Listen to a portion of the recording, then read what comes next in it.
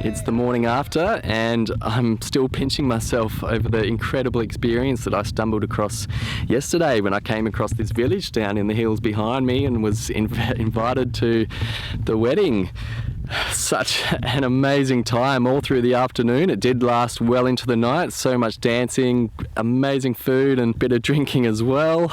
I've gotten up early before most of the people down there. I think there's going to be a lot of sore heads today. I did want to try and beat the heat, but I've already failed at that, even though it's not even 9 a.m. It's very, very hot here and I'm sweating up a storm already, but not much I can do about that except just battle through it. And fortunately, I've got a wonderful place to do it in. These are the hills that are going to take me deeper into southeastern Azerbaijan and towards Iran.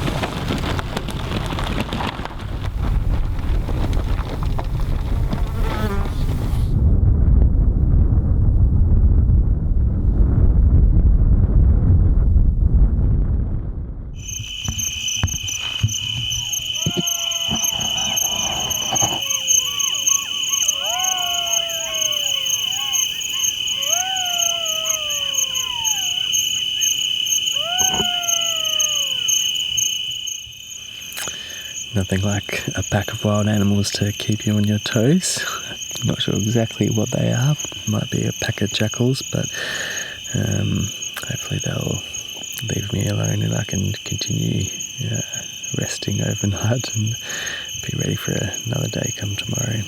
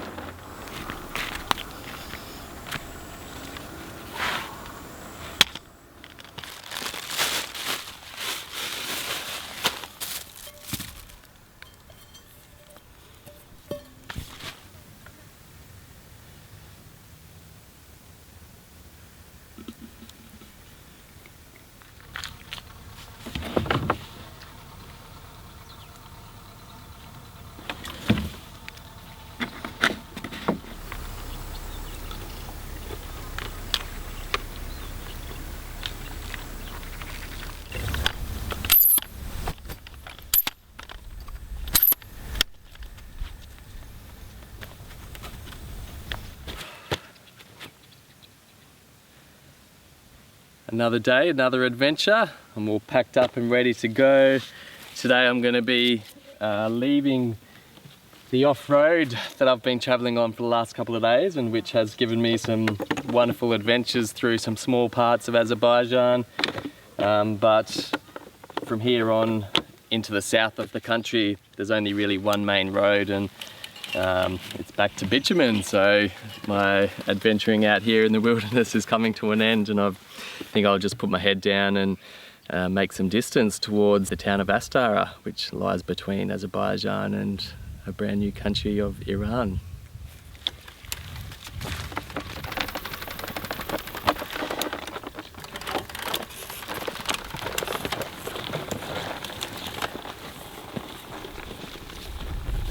All going well, this is the start of my last day in Azerbaijan and my first day in Iran.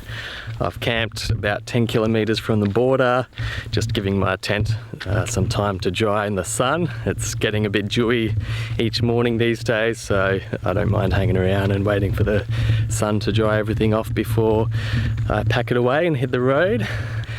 I don't have much of a plan for entering Iran. I'm getting quite used to crossing into new countries without any idea of what to expect. I have donned my sexy leggings just to cover up my legs, which is important in Iran, given that it's a little bit more conservative than the Muslim countries I've passed through recently. I've got a very rough idea about where I'm going to be heading. I've got no idea where I'm going to be staying tonight, but I do know that I want to spend a couple of days heading south along the Caspian Sea and then turn southwest on as smaller tracks as I can find. That'll take me towards the border, crossing with Iraqi Kurdistan. I want to try and avoid all major roads as much as possible, given that the traffic I've heard is quite horrendous in Iran, and also it's always on the quietest roads that the greatest adventures can be found. I've got enough food to last me today and into tomorrow, and I've also got a bunch of cash from other travellers that have left Iran, so I don't need to stress out about finding a town to access money and food. I can just get amongst it straight away and hopefully begin camping immediately. Right now I'm just going for a bit of a walk as my tent dries and scavenging some fruit. This part of Azerbaijan is chock-a-block full of blackberry bushes, which are these ones lining the track here, so I'm gonna collect a whole bunch and have a bit of a feast before I hit the road. Just a couple of hours later and I've entered Iran. This is the border post behind me. I've got through very easily because neither side, Azerbaijan or Iran, could be bothered checking my bags, which meant that the process was fast and efficient, and all of a sudden I've found myself in this little area where I'm just getting hounded by money changers, so I'll get out of here fairly quickly. I've got one task to do in town, which is to get a SIM card, so I've got some way of communicating with people both here in Iran and at home, and once I do that I can hit the road and get out of here. I'd only been riding for about 3 kilometers before I was called over to the side of the road by a man called Mr. Hussein, and he has invited me to spend the night at his lovely home, which is just outside of the main town in this beautiful village setting. And so I found myself a very comfortable place to spend the night. I don't have to find a place to camp, and it just so happens that Mr. Hussein is a travel guide. He's in Lonely Planet and on Caravanistan, and he specialises in taking particularly British, Americans and Canadians overland through Iran, because they're the nationalities that are unfortunate enough to require escorts. But for an Australian like me, I can travel independently. So while I don't necessarily require his services, he's full of amazing information about how I can best spend my time here. And he's also from Kurdistan, which is the region where I hope to spend most of my time while in the country, so things have worked out pretty well already. If you travel from Ostara, from north part to the south, all of a sudden you will find people they have different food, different culture, different everything. I can count about 10 famous sorts of culture and foods and everything in Iran. Everything, yeah. 10. And the Kurdistan part is one of the famous. Okay. One of the famous. Very, very nice place. I'm very happy you are taking this direction to Kurdistan. But there is a bit some political problems in Kurdistan part of Iraq. You must be a bit careful from security point of view. Yeah.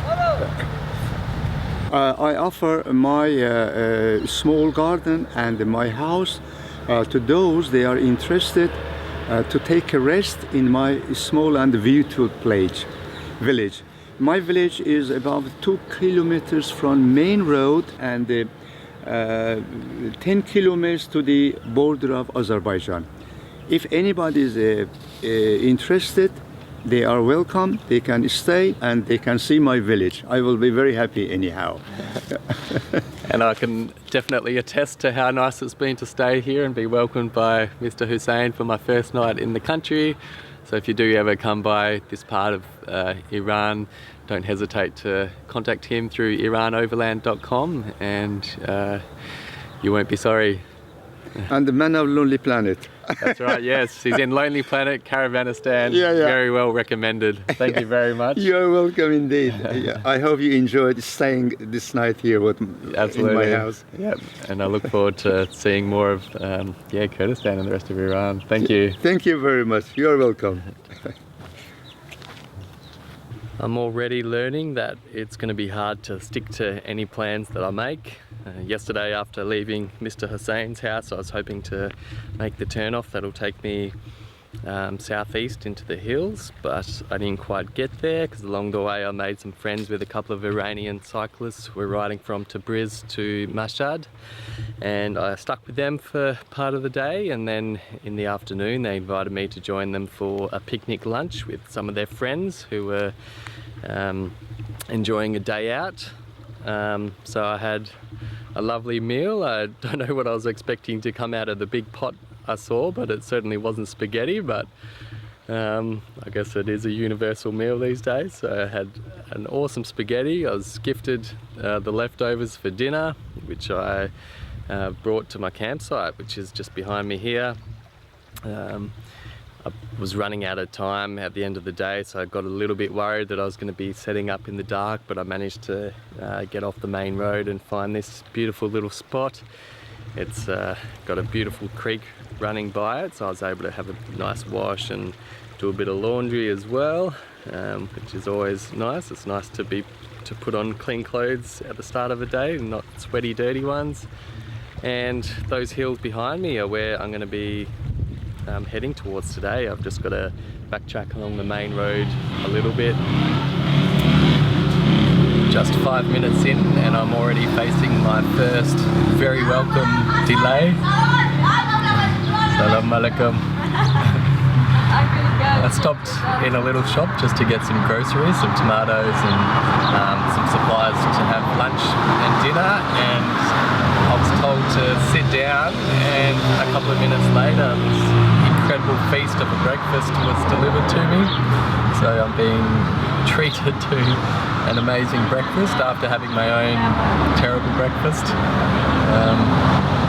And this is the sort of generosity that people had told me about within Iran, and it's just absolutely incredible to be experiencing it already.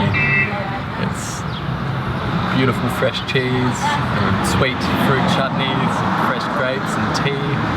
It is an amazing experience. It's 5 o'clock in the evening and I've only just done about 35 kilometers. Part of that is because 30 of those has been uphill, totally uphill. I haven't had much of a rest from just a slow grind at about 6 or 7 kilometers per hour.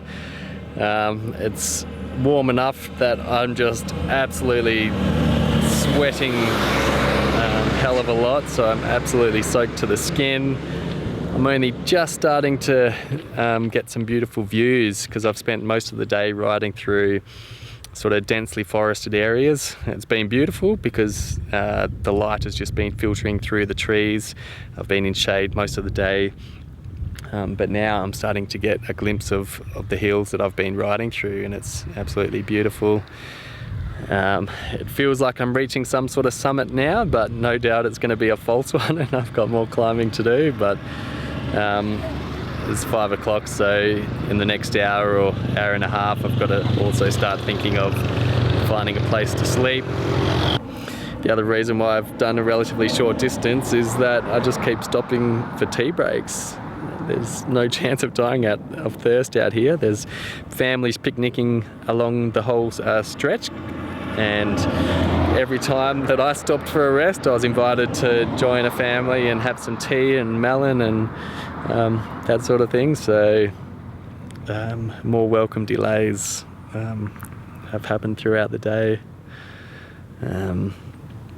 but I'm just so tired. It's been a while since I've been done some steep climbs because I've just been riding a lot of flat country through Uzbekistan and Kazakhstan and Azerbaijan, so it's sort of hitting me hard. The stress on the body, it's always a full body workout when you've got to climb these sort of hills, but it is hills that puts you in some of the most beautiful areas of the world, so I can't complain too much, but I am looking forward to a good rest tonight.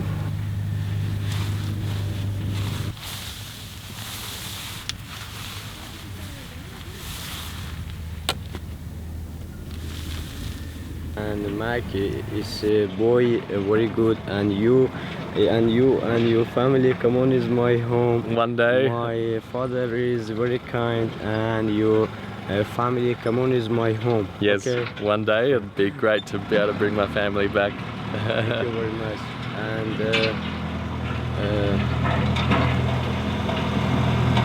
I've just spent my 4th night in the village of... I'm so glad you called the calm.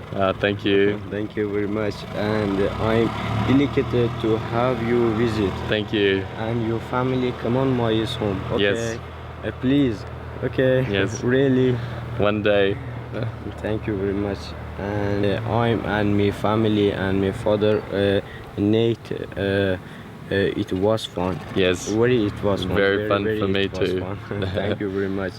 I've just spent my 4th night in the lovely village of Shol. I was invited by Javol to spend the night in his lovely house behind me there and check out the chicken farm that they're constructing, all the while overlooking this amazing scene. So it's been a very pleasant rest. I haven't had to wake up and pack my tent up, which is nice for a change. But today I'm back out into these hills and I might be facing a bit of a problem because I was looking at my Maps.me app last night and the route that I was hoping to take might not exist. So I'm gonna have to do a bit of exploring down the road and see if I can get through. Otherwise I'm facing a bit of a detour, which I don't really want to have to do, but we'll see what happens a little bit further on. I'm so happy. I spent all night worrying about what I was going to do if I wasn't going to be able to take the route that I've intended on taking the whole time, but I've just got to the area and discovered that it's going to be possible. There behind me, running through the valley, is the road that I've been planning on finding. I'm just not quite sure how to get down there from here, but obviously it's only a couple of 100 meters away, so even if I have to carry everything down there, I can do it, which saves me 2 or 3 days detour, which is what I was facing if I wasn't going to be able to find it. So happy days. I've just got to work out how to get down there and continue on my way further southwest. It's good news. It's my 6th day in Iran now and I am completely and utterly exhausted. I've just been climbing hills, too many, not too many because they have been absolutely awesome and breathtaking and amazing and all of that, but it's just completely destroying. And I think it's been nearly 2 weeks since I've last had a full day off the bike as well, and my muscles, they don't get sore, but they just get very weary and they just lose all power, and it's reached a point where they're not doing very much. I try so hard and I can only just crawl along, but the good news is that I'm about 65 kilometers away from a major town where I'm going to have at least 1 day off the bike and have a rest and have a look around. The bad news is that those 60 kilometers take me over one more mountain range, which means that I might not even make it there today. There's probably no surprises really that I didn't make the full 65 kilometers. I'm now on the side of the mountain where I've had to spend the night. Sun's just coming up. And I've got a little further to go, another I think 35-40 kilometers before I reach the town of Zanjan. And being on the side of the mountain like this means there's not really anywhere to camp, so welcome to my home here, a culvert under the road. It was actually quite comfortable really. It's quite protected from the sound of the cars going over the top, and don't have to worry about a wet tent in the morning because it's well covered. But yeah, I've got to get back on it now. I was hoping to have reached a downhill, but as you can see the road continues its way up the hill there. There's a car coming. I don't really want to be seen here just yet. So yeah, I really don't want to move, but I have to. It happens a lot on a journey like this. You just got to do it because you've got no other choice. And today is one of those days, so I'll pack up and just go slowly. And of course, what should happen at the worst possible time? But a flat tire. Just only just done 2 kilometers and already my days feels like it's screwed. It's not gonna be a fun day today.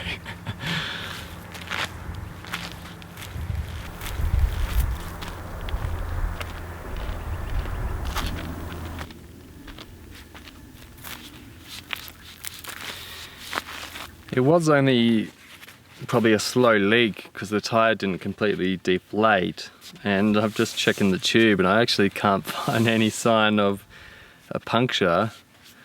So the valve might be going, or don't know. Rather than think about it now, I think I'm just going to put in a whole new tube, and then I can investigate this later when I'm in a better mood and can relax and take my time with it.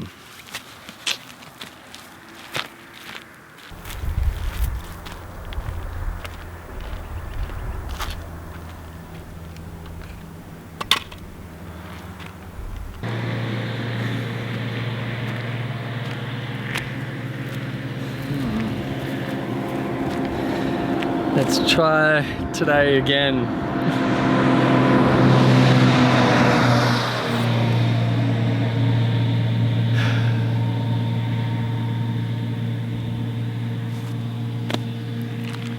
Nothing to say, only one thing to do, and that's just ride.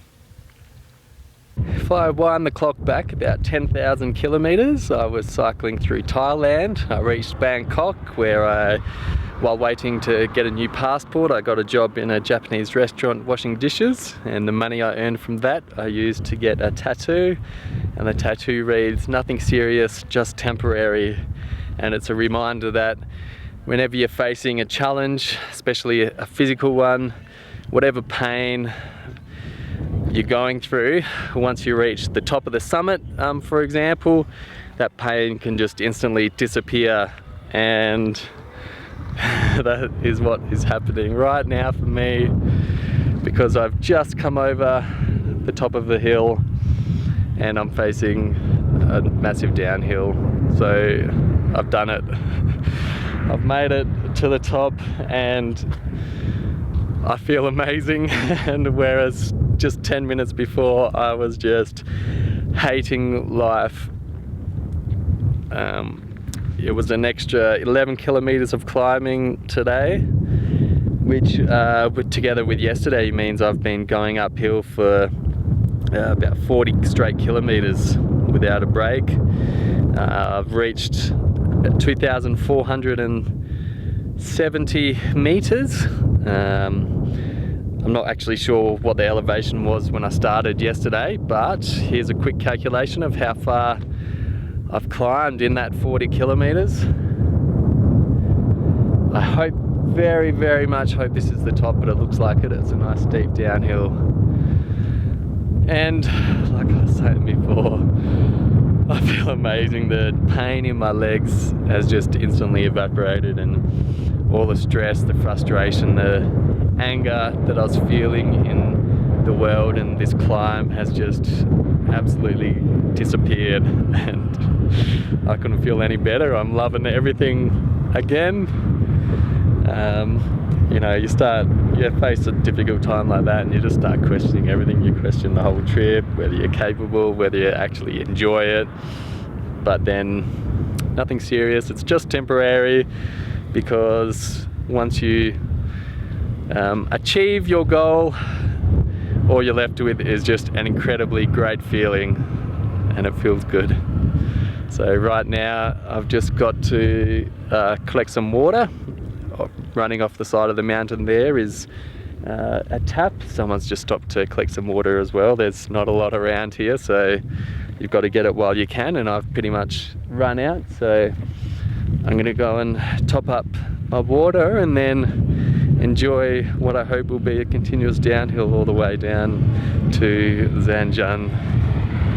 Can I take all of that back?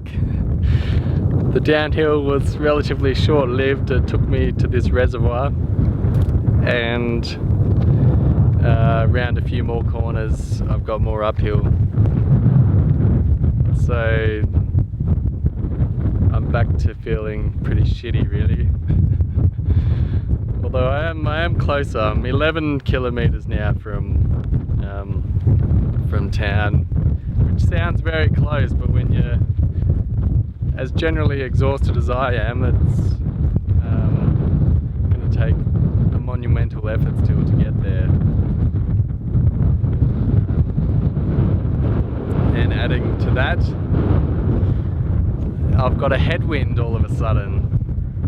Still, I think once again I'll still have that great feeling once I get over it, but I'm just not there yet when I thought I was, so that's a little bit sucky. But oh man, nothing to do except just keep going. The end will come at some point and I'll be happy then.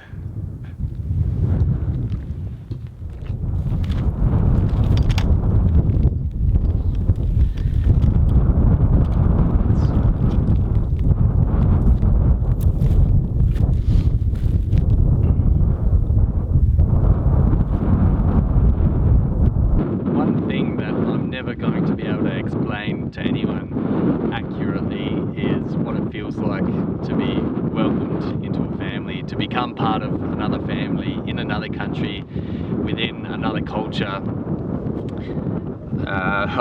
It's been 5 or 6 days, I'm not actually sure, I haven't counted or checked, but it's been 5 or 6 days since I struggled to reach Zanjan, and I've spent that time in the city of Zanjan with the most amazing family I think I've ever met.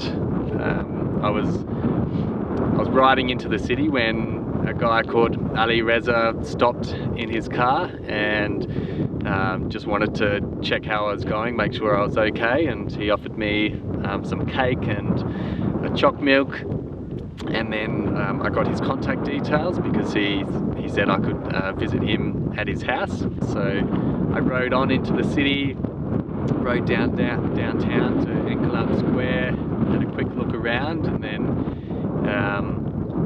Ali Reza met me there and led me to his beautiful home where I met the rest of his family. And from the moment I walked in the door, it was just, actually from the moment I met Ali Reza actually on the road, it was,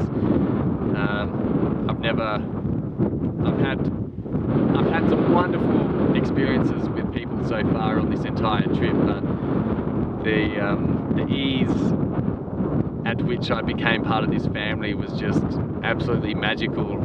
And I cried last night with them when I was, we were talking about the fact that I was leaving, and I cried again this morning when I was saying goodbye, and but the day had to come when I left, and as nice as it would be to be able to live with those feelings forever, they do have to come to an end. You do have to appreciate them when you have them. So thank you, Ali Reza, Zahar, Ali, Muhammad Madi, Anya, and Negus. Thank you so much for being my family, and I'll miss you and I'll see you again. Now I've got to look ahead, look forward, and my entire plan has changed actually. I've been talking about Kurdistan and the fact that I really wanted to explore that part of Iran, and then continue my Kurdistan experience within Iraq, northern Iraq. The area is called Iraqi Kurdistan, and it's quite independent from the rest of Iraq, and in many ways it's more safe than the rest of Iraq in recent times. It's quite heavily militarized, and you know, tourists have been visiting the area not a lot. There is still preconceptions that it is an incredibly dangerous place to be and that sort of thing, and it is a little bit. There is still certainly places you would not want to go because you put yourself at serious risk of harm as a foreigner, but I wanted to go there. I had friends of friends who were there who could welcome me, and but I'm not anymore, and that is because Iraqi Kurdistan had a vote for independence to break away from the rest of Iraq, and that happened about 5 days ago, and it's caused even more. It's elevated the risk levels within the area quite dramatically, because the surrounding countries like Iran and Turkey and further abroad like America have got strong interests in Iraqi Kurdistan not being independent, and there's reports that the borders are closed, that I wouldn't even be able to enter Iraqi Kurdistan at the moment. So I've decided to wait till another time in the future to visit that part of the world, and instead I'll be turning away from Kurdistan and heading north towards Tabriz and into Turkey from that part of Iran. So you've got to adapt to these sorts of changes. So yep, my plans are different from what they were at the start of this video, but Iran has proven to be an amazing country no matter where I am within it, so it doesn't matter really that I'm seeing a different part of it, because no doubt I'm going to have a pretty good time anyway.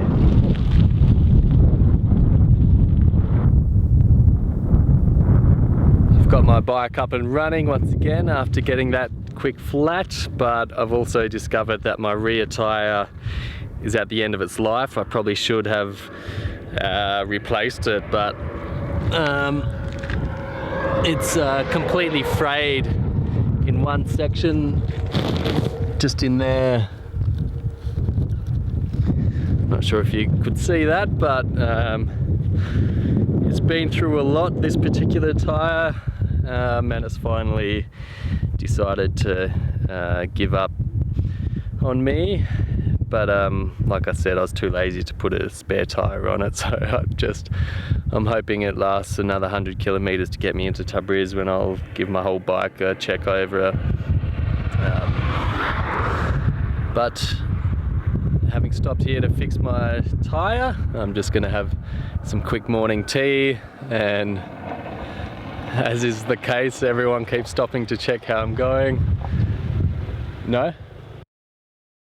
That was just driving off. There is a police car. They told me to turn the camera off when they stopped, but they were completely friendly. They actually stopped here about 5 minutes ago, just like I was saying. An ambulance stopped, a police car stopped, some locals have stopped, and if you're ever hungry in Iran, all you got to do is stop on the side of the road and look helpless, because this is that's what I've gathered just in the last 5 minutes from friendly passers-by. So that is why, like I said, I've just stopped, so I may as well have some morning tea here before I move on. So I've got some fresh juice and water and cake and biscuits to munch on.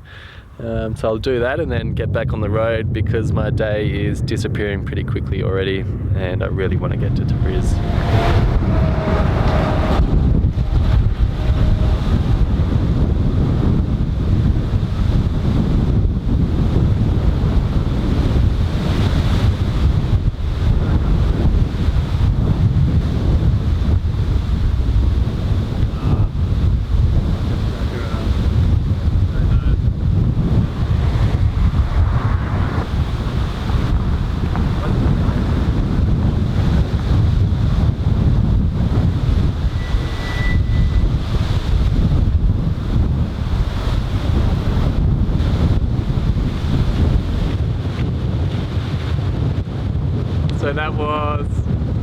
very nice people. The man in the first car who stopped to check if I needed help, and a boy from the property just in here who brought out some more food for me and some water, which is excellent. But that last car was a policeman who told me to hurry up and move on, because I think he's seen me stop 3 times already throughout the whole morning, and for some reason he doesn't like the fact that I'm hanging around, so he told me to hurry up and get the hell out of here. So the good news is finally I've pulled out a tube that I had problems with the other week, and I didn't bother finding out what the issue was. It was a very slow leak, but with my bucket of water I found the tiniest little pinprick hole. So I've now got a working tube, and I'm pretty sure I can get moving, but I'll only have about 2 to 3 hours cycling to squeeze in before it gets dark. So I'll just see how far I can make it, but I think we're good to go.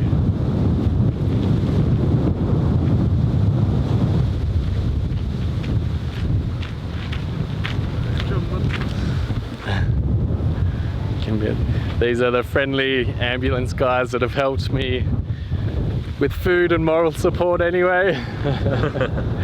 Hello, how are you? But now my bike is up and running, I can think about moving on for the next few hours before finding a place to sleep.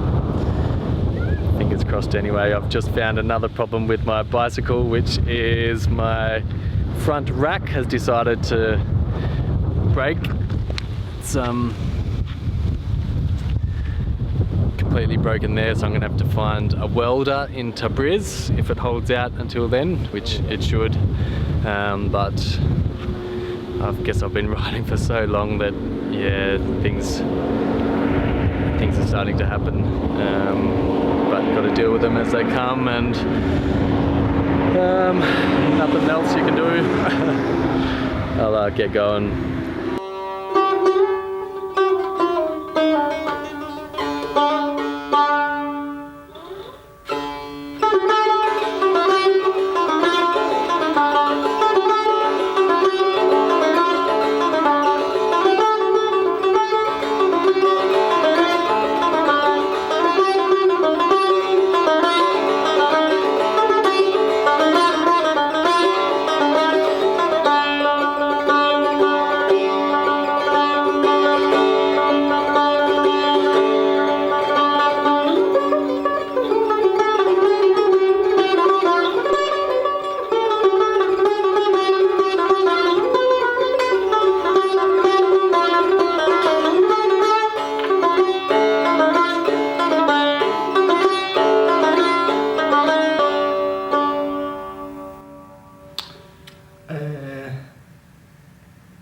I forget that is we say char mizrab. Yeah. Yes.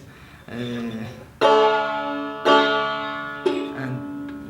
weather is little humid. Yes. And this is Yeah. dada pust nemen ular. Ski. This is skin of Ship. This is skin yeah. of sheep, and Yeah. weather is warmy, and Yeah. yes. To me, I can't tell. It sounds amazing.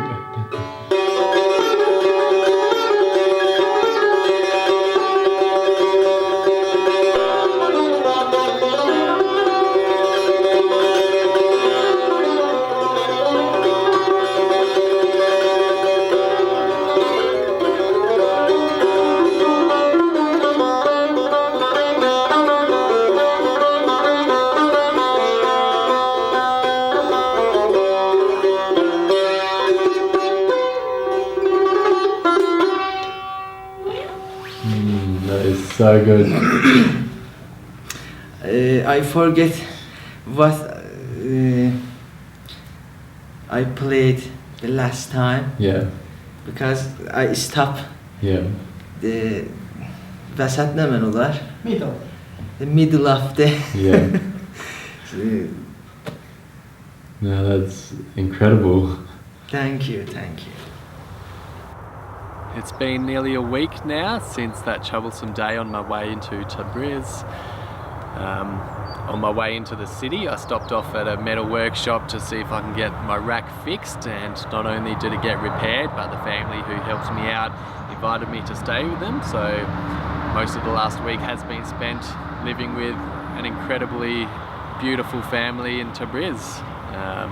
Been shown all the sights around the city and just generally being part of a lovely family, which has just given me another wonderful experience at the hands of Iranian hospitality. Now I'm about 60 kilometers away from the Turkey border, so unfortunately my time in Iran is coming to an end. Today is going to be my last day if all goes to plan. I don't really want to leave, but my visa is coming to an end. And also winter's arriving and I've got to get a move on if I don't want to get stuck in the snow as I head into Europe. It snowed the other day on the hills around Tabriz and the nights are getting very, very cold. So it's probably a good thing that I'm moving on. Just waiting for my tent to dry and then I'll load my bike with the phenomenal amount of gear that I've accumulated, especially since being in Iran with all the gifts that I've received from different people. I think I'm going to have to find a post office somewhere and send a package home because I've got a lot of stuff that I really don't need and it's adding a lot of weight. A lot of it's food at the moment. The family in Tabriz just sent me off with an absolute mountain of food. I haven't had to cook for the last 2 days. I've just been eating lovely home-cooked meals that I received. While I'm waiting for my tent to dry, I'm also harvesting the seeds out of what is the biggest sunflower head I've seen in my life. I received this yesterday from some guys on the roadside who had a huge stack of these to get the seeds from, so they generously gave me a nice flower head. So I'm going to be picking all the seeds out. It's taken me a couple of months to learn how to eat these properly. All through Uzbekistan, Kazakhstan, I was never able to eat these like a local.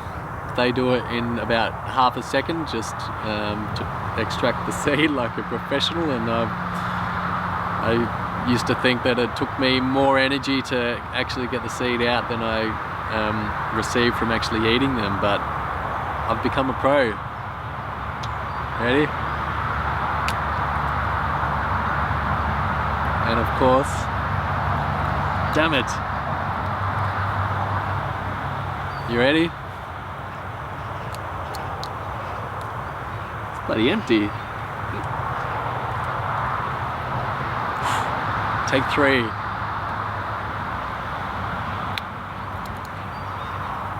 Far out. Damn it. It never happens when you want it to happen. Last time.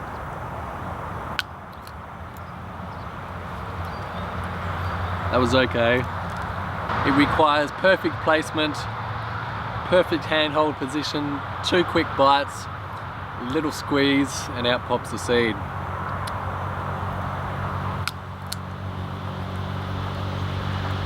Okay, that's enough.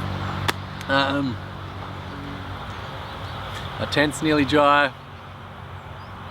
I don't want to move because it means I'm leaving Iran, which I don't want to do, but yeah, I'll have to come back. I will be coming back one day, if only to visit the lovely people that I've met while I've been here.